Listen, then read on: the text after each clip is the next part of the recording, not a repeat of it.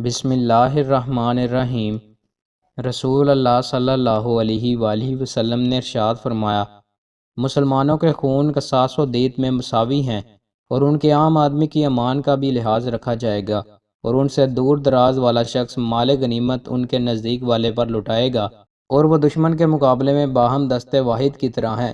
سن لو، کسی مسلمان کو کسی کافر کے بدلے میں قتل نہیں کیا جائے گا، اور نہ کسی معاہد ذمہ کو اس کے عہد میں قتل کیا جائے گا۔ رسول اللہ صلی اللہ علیہ وآلہ وسلم نے ارشاد فرمایا، میرے رب کی طرف سے آنے والا ایک میرے پاس آیا تو اس نے مجھے اختیار دیا کہ آپ اپنی نصف امت جنت میں داخل کر لیں یا شفاعت کا حق لے لیں۔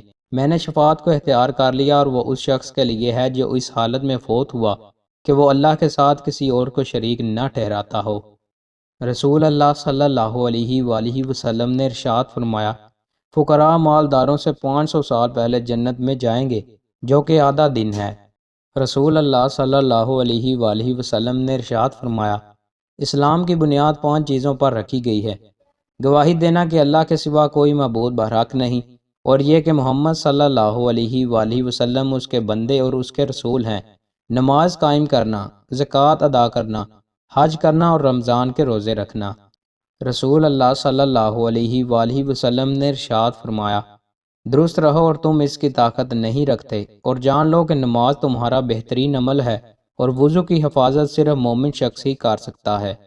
رسول اللہ صلی اللہ علیہ وآلہ وسلم نے ارشاد فرمایا، ان مقامات پر جنات کی آمد و رفت رہتی ہے، لہٰذا جب تم میں سے کوئی بیت الخلاء جائے تو یہ دعا پڑھے۔ ترجمہ: میں نر اور مادہ ناپاک جنات سے اللہ کی پناہ چاہتا ہوں۔ دوستوں، مزید اچھی ویڈیوز کے لیے ہمارے چینل کو سبسکرائب لازمی کریں۔ بہت شکریہ۔